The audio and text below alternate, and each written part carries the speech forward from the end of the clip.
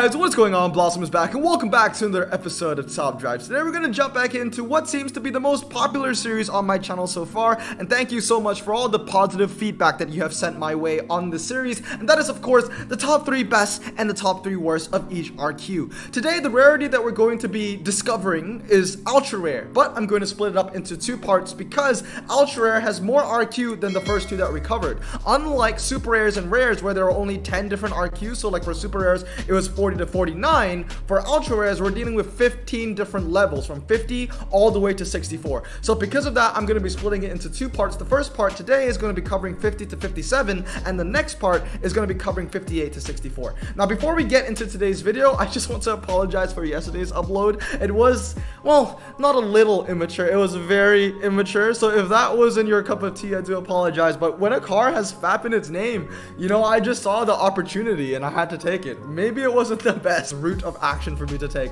but anyway, let's get into this one. We're going to be talking about the top 3 best and the top 3 worst, and we're starting off with RQ50. So with RQ50, my top 3 are going to be the Lamborghini Miura S, the Lotus Elise Sport 135, and I know this is a bit of a technicality, but the Hummer H3T. I'll talk about the H3T in a bit, but let's first talk about the non-prize cars, the cars that everybody can get. The first one is the Lamborghini Miura S. It's a fantastic RQ50. It's the best dragster that is RQ51 and RQ50, basically, for the quarter mile and the half mile.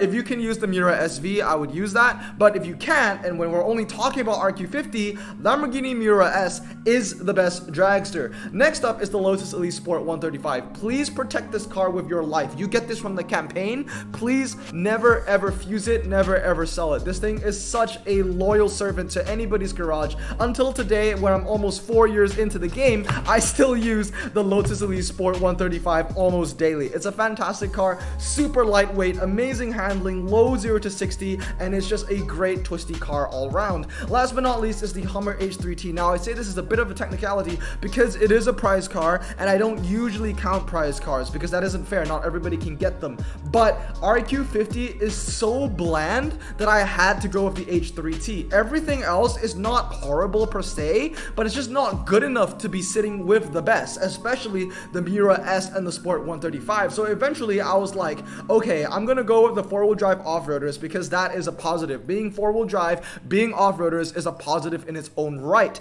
That being said though, the H3 just isn't the best one when the H3T exists, and it's not like there's a tiny like difference in their 0 to 60s. It's almost a full freaking second. So I gave it to the H3T based off a technicality just because every other RQ50 just isn't worthy enough.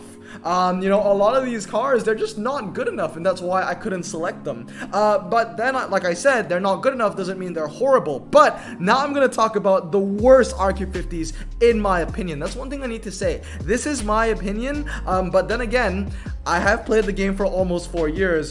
Daily for at least 4 hours a day, so take it or leave it if you want, but let me know down in the comments below if you agree with me or not. So far most people have been agreeing with my opinions, but I've seen some people saying, oh, this car should be on the list, that car should be on the list, and that's fine. Everyone's entitled to their own opinion. So let's talk about the bottom 3. The first one is the Volkswagen GTI. This thing is a heaping pile of garbage because when you think of a front-wheel drive medium ground clearance hot hatch, there are really only 2 kinds of track sets you want to put it in: twisty track sets and medium ground track sets, right? Medium city streets, all that kind of stuff. Now when it comes to twisty track sets, you're always gonna have the car that has better handling that's going to win the race. So over here you can see it's sitting right next to the Peugeot 208 GTI, the Renault Sport Clio. They both handle better, therefore they're both going to be better on the twisty track set. So that's basically 50% of what the Volkswagen was made for out of the window. Next up is city streets. Now in city streets, 0 to 60 is slightly taken into account. I'm not sure if the Volkswagen will beat the Clio in the city streets. However, it's definitely not going to beat the Peugeot 208 because they have the same 0 to 60, but the 208 handles incredibly better by 3 whole points. So the Peugeot is going to be the better car. So the Volkswagen is really, really useless. Second one is going to be the Bentley Azure. The Bentley Azure is basically the Miura S, but just worse in every way, and it has medium ground clearance. The problem with the Azure is that it doesn't know know what it wants to be. Do you want to be a city street specialist? Do you want to be a drag specialist? It's trying to be both, and it's failing at it at the same time. So because of that, it is just an underwhelming car. It's also incredibly heavy, weighing over 2.5 tons, for crying out loud. Next up is the Maserati Shamal. The Maserati Shamal is basically just a worse version of the Maserati Ghibli Cup. Now, I don't know what the Maserati Shamal is trying to be. If it's trying to be a dragster, it's going to lose to the Miura. If it's trying to be a twisty car, it's going to lose to the Lotus Elise. Don't forget that this car is also low, and it's basically a slightly worse version of its older brother. So it really doesn't make any sense, or I guess younger brother, because this is 92 and that's 90. So the Shamal, although it has a pretty cool picture, is a really trash car. It's hot garbage. Anyway, well, that's literally hot garbage because the picture is hot. So now we're going to move on to RQ51. Now we're going to talk about my top 3 RQ51s first. The first one is the Opel Adam R2. This is the front-wheel drive off-roader you want to use if you cannot use the Corsa. Let's not forget, the Corsa is 6 RQ more expensive. The Opel Adam R2 is your next best option to beat cars like the Suzuki Swift. So in some cases, it is a super rare killer, but that's not a bad thing considering that most of the super rare front-wheel drive off-roaders are RQ49. So they're only 2 RQ apart. That being said, it's a great RQ saver if it is only in ultra rare because, hey, it's RQ51. Off-road tires, it hits 90 handling. It's a very impressive car. The next 2 that I want to talk about are both dragsters. The first one is the Lamborghini Countach LP400. This is the best test bowl car ultra rare in the entire game. There is nothing that beats it. This thing has an MRA from hell. The Thanos Countach is absolutely fantastic. It also has a style icon tag, which is used from time to time. Last but not least is the Dodge Charger 3. I love this car. It's a better version of every single Miura in the game. The Charger 3 is fantastic. Low 0 to 60, decent MRA. The only thing setting it back is the low top speed. Handling doesn't really matter when it comes to a drag car. As long as you have a really good 0 to 60, decent MRA, and a decent enough top speed, the 0 to 60 really doesn't matter. So the Charger 3 is a fantastic car for the quarter mile and the half mile, and the Countach is the car that you want to use for the 1 mile and especially the test bowl. But now let's talk about the bottom 3, the worst RQ51s in my opinion. Oh, sorry, before we get into that, I have notes on honorable mentions because there are a lot of decent RQ51s in the game. So I have 2 honorable mentions for RQ51. The first one goes to the Renault Sport Megane 4RS. It hits 97 handling if you 699 it. It's a fantastic car. The only thing that's bad about it is that it's low, but it doesn't really matter. A car that has that handling 4.60 to 60 is really impressive. The next one that gets an honorable mention is the Opel OPC Extreme. This car, I have to say, has no MRA, and it has disappointed me on multiple counts, but if you put it on a twisty road or a twisty circuit, it gets the job done. And at the end of the day, there are not a lot of German ultra rares out there that actually hit 95 handling, so that's a niche in itself. So now let's talk about the worst 3. The first one I want to cover is the TVR Griffith 200. Now, one thing that you're going to see a trend, at least for ultra rares, is that if you have MRA, it means nothing. If you have good MRA, it means nothing if your top speed is under 170 miles per hour. And that is the same thing with the Griffith 200. Once again, we've already talked about the Countach. So basically, any car here that has MRA, at the end of the day, is still going to lose to the Countach on the test bowl, and it's going to lose to the Charger on the quarter and the half. Or if you have more RQ to spend, probably the Tomorrow or the BTR, but we'll get to that in the second part. So the TVR Griffith 200, like I said, it's sitting in the middle of purgatory here. It doesn't have the top speed. It doesn't really have an amazing 0 to 60. It doesn't handle particularly very well. Although the MRA is decent, like I said, if you have MRA but your top speed is under 170, you're out the window, buddy. Next up is the Cadillac Escalade EXT. Once again, it's just, you know, very vanilla of a bad car. It carries the vanilla blueprints of hot garbage. No handling, extremely heavy. Last but not least is the Pontiac Trans Am 35th anniversary. Once again, it's one of those cars trying to be an all-rounder, and it's just failing at every account. We're gonna see his older brother in the list here with the one that's medium ground clearance when we get to RQ55. Now, moving on to RQ52. Now, RQ52 was really hard to choose 3 really good cars because I have to say, unlike RQ51, 52 didn't have as much to offer. But the top 3 that I went with, the first one is the Volvo V90 T6 all-wheel drive. This car is kind of like the jack of all trades. It's kind of like a Swiss Army knife. 4-wheel drive, medium ground clearance, clearance, and it hits 89 handling. It's really not bad of a car. Although it got nerfed, it doesn't really matter because the RQ went all the way down. If it got nerfed and the RQ only went down by maybe like 2 points, then it wouldn't be a very good RQ 57 because it used to be 59. But the fact that it's 52 actually is a pretty good car. It also is an estate, which is a very small niche, and I have to say that the Volvo V90 is one of the better European Revolution ultra-rares to come to the game. And unlike the Di Tommasos, this thing is staying medium. Next on the list is the Renault Sport Clio RS 1.6. 85 handling is really the main saving grace for this. It's the best handling RQ52, and it shares the same 0 to 60 with the Ford Focus ST, which I also consider to be on the list. The car is also pretty light. My threshold for light is literally 1,200 and below, so it basically just hits the mark. And once again, as you saw, it also is medium. For some reason, it has the motorsport tag. I don't know why, but it does. If you are a Renault fan, maybe you can let me know down in the comments below why. Last but not least is a car that I actually don't have, but I've been wanting for a very long time, and that's the Ariel Atom 1. This thing weighs under 500 kgs. In fact, it weighs 456, which is incredibly light. It handles really well as well, hitting 93. 0 to 60 is okay. It just is a very niche, twisty car. Like I said, I don't own it, so unfortunately, I don't really know how it compares up to the Lotus Elise 135, but I have to expect that the Ariel Atom would give it a run for its money. And in terms of RQ52, this is really the only car in its class. The lightweight and the handling really is a huge boost for this car. Now let's talk about the bottom RQ52s. What are the worst RQ52s in the game? The first one I want to talk about is the Mercedes S400. So where is the Mercedes? Here it is, the Mercedes S400 long wheelbase. I think that's what the L stands for, right? It's just... it's not a good car. Once again, it has MRA, but that's the only thing that it has. It has nothing else to back it up. The handling is poor. The Cadillac, which is the same RQ, or I think it's actually RQ51, is 77. So the handling is poor, 0 to 60 is poor, and the top speed is very vanilla for a German car. 155, guess what? That's the top speed for almost every German ultra rare in the game. So it doesn't really matter if you have better MRA. It doesn't matter at the end of the day because you're not a dragster, and the Maybach 62 exists, which we'll get to in a bit. The next two that are also at the bottom of my list is the Mini Cooper John Cooper Works, or the Mini John Cooper Works. Once again, it's much like the Volkswagen that we talked about in RQ50. It's this car which you want to put on the twisties and the cities, but it's just not good on either of them because it just doesn't handle as well, and they're just cars that are just better than it. You know, case in point, Renault Sport Clio RS 1.6. Last but not least, it's the Lamborghini Countach LP400S.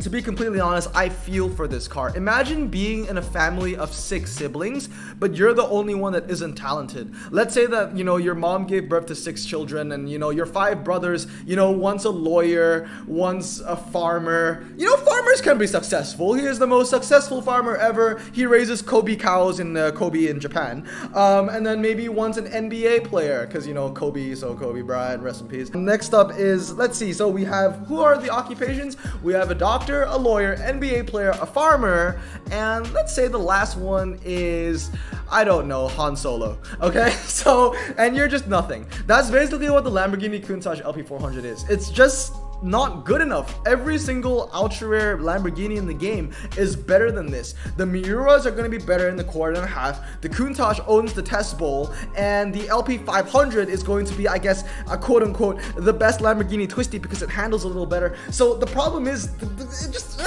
you know, I feel bad for this. It's just useless. It doesn't have a place in the Lamborghini family. So, and it has a really bad picture as well. So unfortunately, this is going to be one of the worst RQ52s. I know it has MRA, and I know it has a top speed of over 170, so I'm kind of breaking my rule here. But like I said, when you compare it to all the other Lamborghinis, this thing is a massive disappointment. It also doesn't help that some of the Lamborghinis that are better than the LP400 are lower in RQ as well. So now let's move on to RQ53. So my top 3 RQ53s, we're starting off with the Dodge Circuit EV.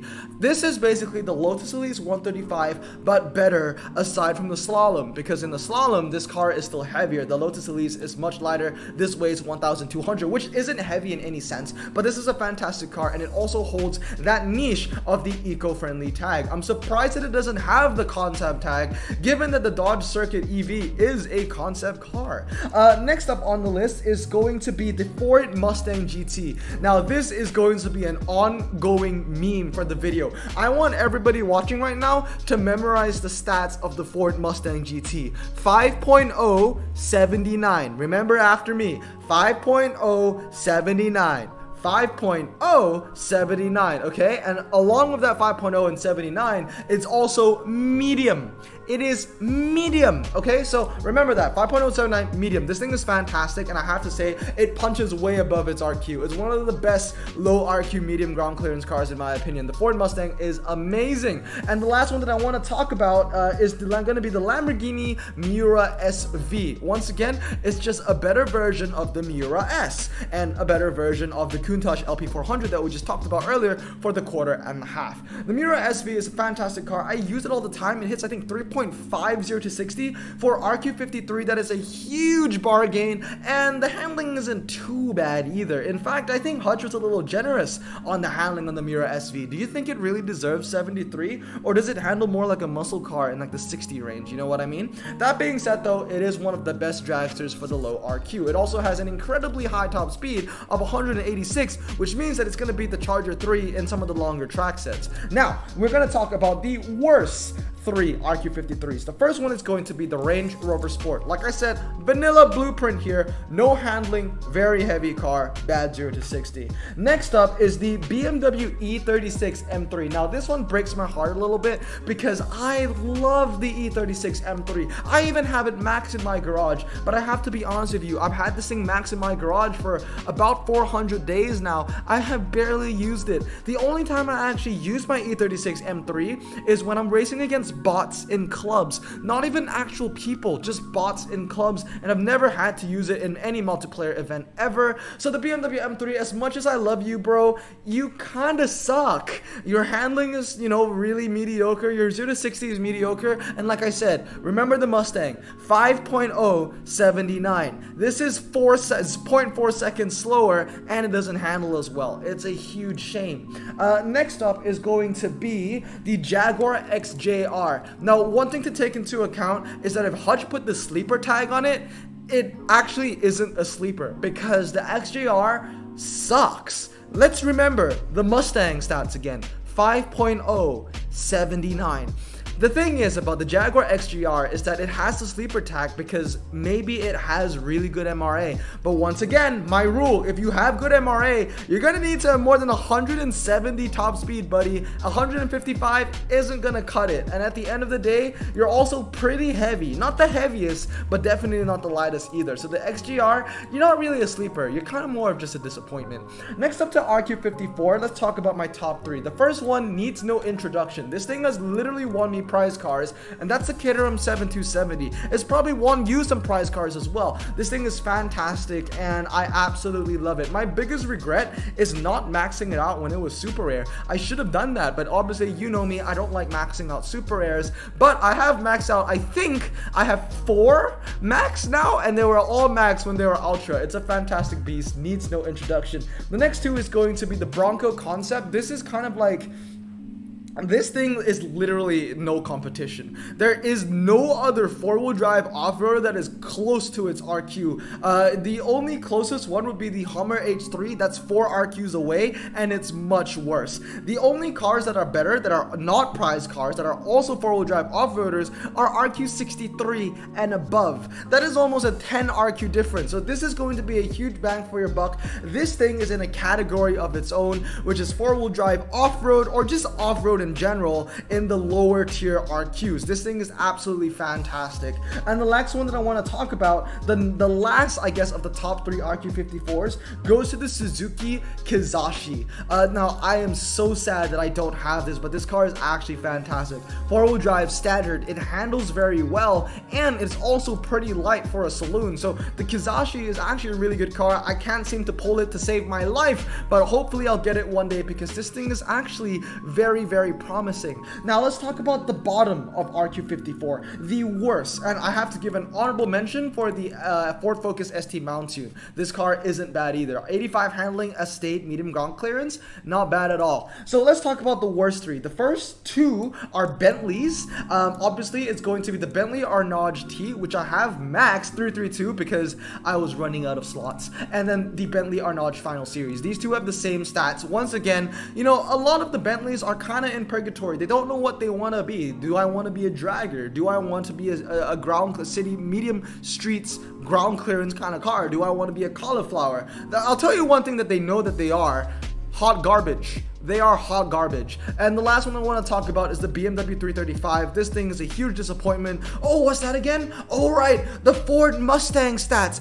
5.079. This thing has 4 less handling, and it's lower 0 to 60. I mean, it's slower to 60, and it's even more expensive in RQ. This is not a good car. The 335i is a huge disappointment. It's one of those cars where I unpack and immediately I'm just like, oh, I'm fusing it. I'm fusing it right away.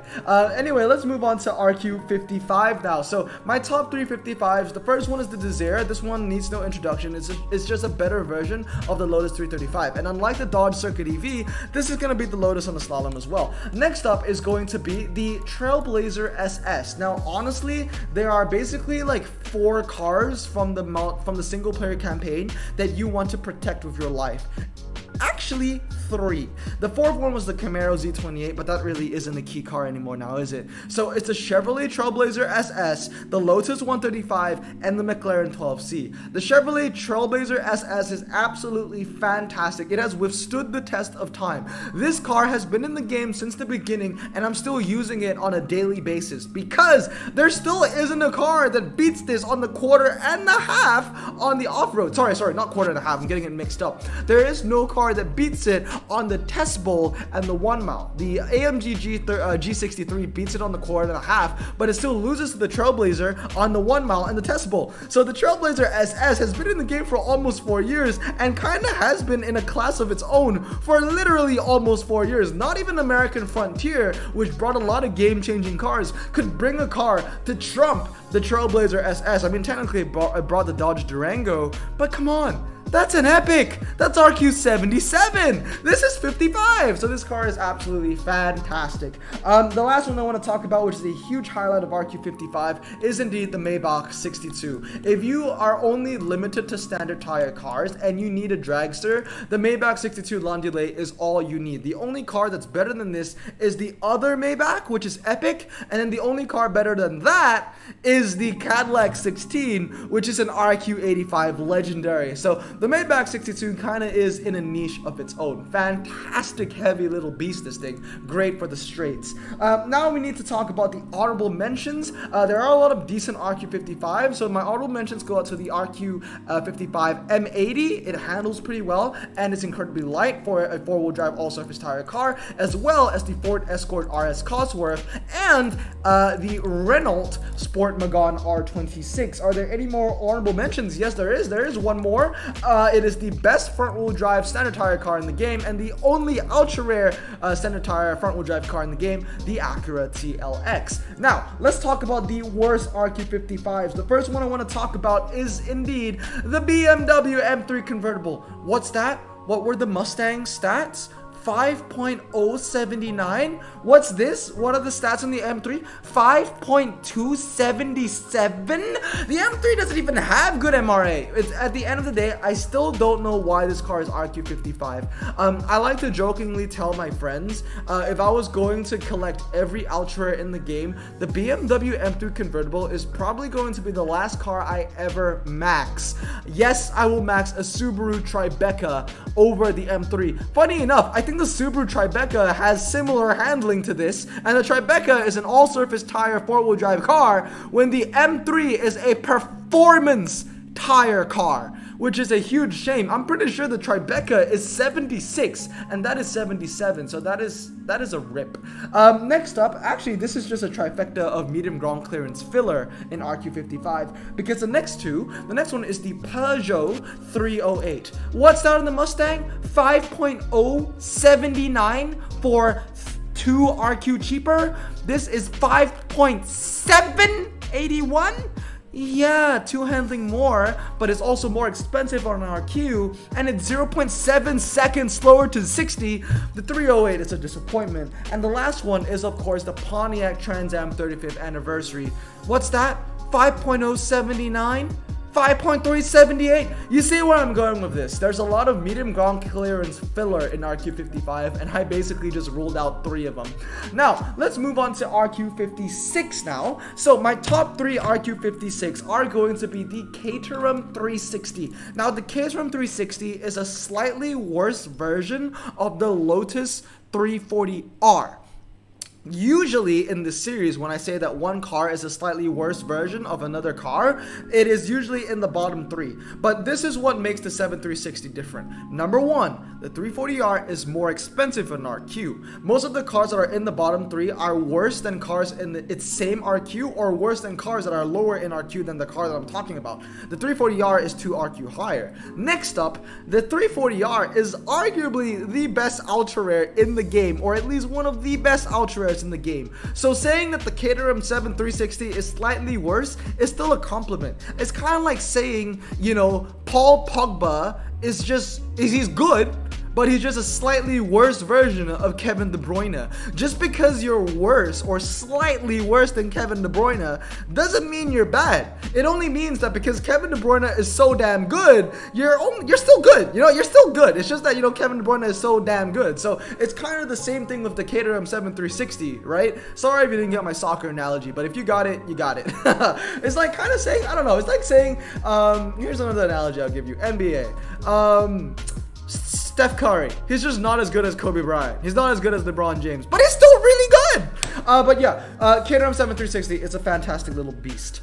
Very light as well. Now, next up that I want to talk about is the BMW 520D. This thing is fantastic. 4-wheel drive, standard, medium ground clearance, saloon, 5-seater, and it handles incredibly well. I have 3 of these max. Now, for the first time ever in this series, that's it. Only 2. Believe it or not, I had a headache fighting the third car. If you follow me on Instagram, I even made a video of me having through a hard time. I couldn't find a car that was good enough here. I really couldn't. I know some people might make the argument for the Lotus Exige S2. The problem is, it is a worse version of the Desire. I can't put it in the top 3 if it's a worse version of a car that is cheaper in RQ to it. I know it handles very well, but the 0 to 60 is so bad. And once again, I know the MRA is decent, but come on, 147 top speed. You're going nowhere with that MRA, buddy. The only like tracks that you might be pretty good on is Twisty Circuit, but I'm pretty sure at the end of the day with that 0.6 difference in 0 to 60,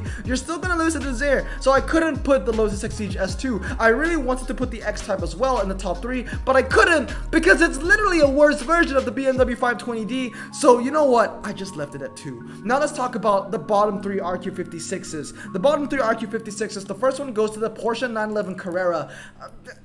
There's nothing good to say about this. It's low ground clearance. This is the kind of car where you think, oh, at least it's going to be medium with those stats so mediocre. No, it's just bad. It's just bad. It's a good looking car, but it's just bad.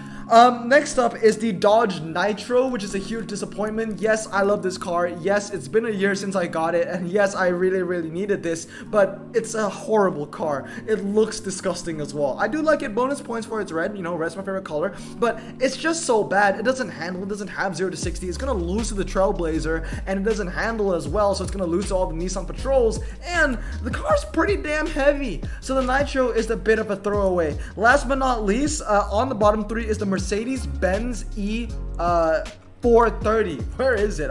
Here it is, the Mercedes-Benz E430. Once again, it's a car that has MRA. I really gave it a chance. I maxed it out, and I wish that it was good, but unfortunately, it's not. It doesn't handle as well to be with the other, you know, standard tire cars. I mean, it's going to lose to the Caterham everywhere, and it's just not good enough to be a dragster because the Maybach 62 exists. So this is like the all-rounder version of a standard tire car or the all-rounder version of a performance tire car, but this is in standard tire form, that just doesn't really get get anything going. So the E430 is a huge disappointment in my opinion. Now, last but not least, we're going to end off with RQ57. RQ57 has some bangers, not going to lie. The first one, Opel Corsa. Best front-wheel drive off-roader in the game. Full stop.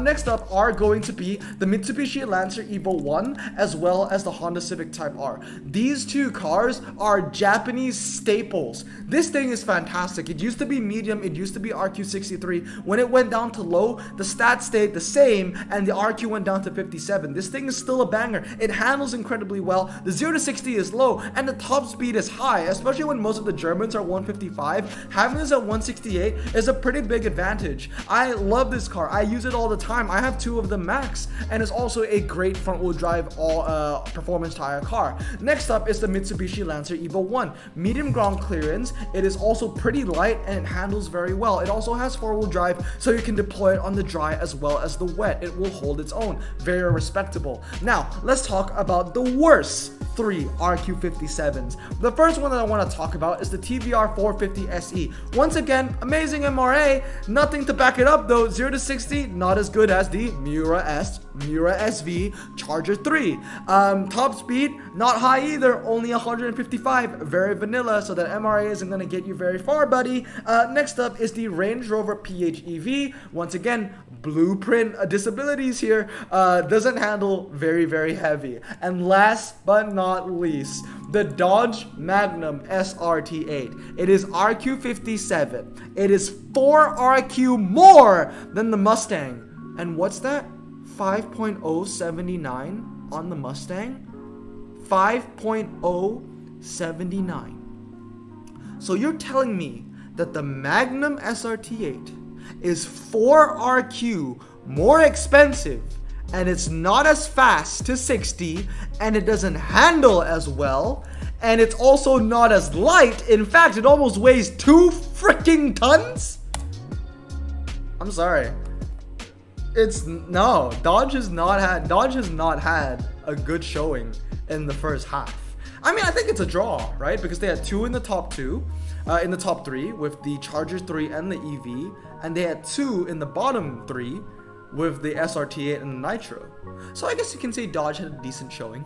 Not good though. But yeah, the SRT8, man, it's a bit of a shame, but I'm gonna go one further. Remember 5079. Let's talk about other medium ground clearance cars. Let's talk about the AMG SLK. Hey look, it's the exact same stats, but this car is 4 RQ more expensive. Now let's talk about the Jag S-Type. It's slower 0 to 60, and it has 1 more in handling. But once again, it's 4 RQ more expensive than the Ford Mustang. I swear, for the longest time, Hutch has been sleeping on that Ford Mustang. That Ford Mustang used to be RQ19 for crying out loud. It used to be RQ52. It only went up to 53, but I think that the Mustang deserves to at least be 55. But yeah, like I said, you know, remember those stats. 5.079. Now the handling on that Mustang isn't good. Okay, 79 isn't good, but it's definitely better than a lot of cars that we see that is more expensive in RQ. But anyway, that's going to end part 1 of the Outros. Let me know what you thought about this video down in the comments below. And once again, thank you for all the positive feedback on this series. I will be back with part 2 where we will cover RQ58 all the way to 64, and you damn well know that the first car starting off the next part is going to be the Lotus 340R. But anyway, I hope you guys have a great day. I'm gonna stay safe, wash your hands, and blossom out. Peace.